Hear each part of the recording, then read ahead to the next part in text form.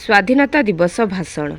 सम्माननीय सभापति महोदय, पूज्य गुरुजी गुरुमा वृंद, उपस्थित मोर प्रिय छोट और बड़ भाई भौणी माने, आज यही पवित्र दिवस रे मते किछि कहिबार सुजोग मिलिथिबारु मु निजको धन्य मने करुछि।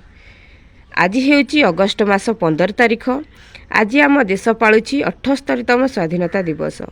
आज रही समृद्ध भारत बहु वर्ष तले इंग्रेज मानक अधीन रे थिला। व्यवसाय करने आसीथिबा इंग्रेज जातिटी आम भारत वर्षर बहु मूल्यवान धन संपत्ति लूट करी नहीं जाइथिले। साधारण जनता उपरे बहु अत्याचार मध्य करुथिले। जे प्रतिवाद करुथिले तांकु प्रतिबदल रे लाठी प्रहार, गुलीमाड़, जेल दंड, फांसी आदि समस्यार सम्मुखीन हेबाकु पड़ुथिला। ता सत्वे आम देशर साहसी देशप्रेमी माने भारत को इंग्रेज मानक कबलरू रक्षा करने पाई आगकु आसीथिले। सेमानक मध्यरे केतक वीर पुरुष जेपरिक सुभाष चंद्र बोस, बाजी राउत, महात्मा गांधी, रानी लक्ष्मीबाई एपरी अनेक वीर देश को स्वाधीन करने निजर संपूर्ण जीवन त्याग कर देइथिले।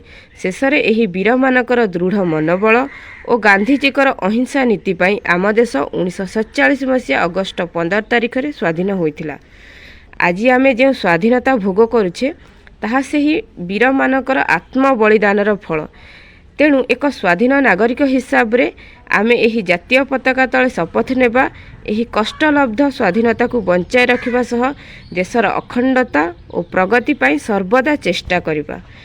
देश को शिक्षा, विज्ञान, वाणिज्य, खेल आदि समस्त क्षेत्र रे उच्च स्थान रे पहुंचाइबा सह समस्त भारतीयों मध्य स्नेह और भ्रातृभावर विकास करवा। एतिकी कही मोर वक्तव्य शेष करुच्ची। जय हिंद, जय भारत। जदि आपको ये वीडियोटी भल लगी था तेज वीडियोटी को लाइक करने सहित चैनल टी को सब्सक्राइब करूँ। यह नुआ नुआ वीडियो देखा चाहते आम चैनल सहित जोड़ी होकर रुहतु। आम चैनल एक टेलीग्राम ग्रुप अच्छी जहाँकि मिकन लेंका नाम अच्छी, तो आपण मैंने चाहिए से ग्रुप रे जॉइन हो पारे।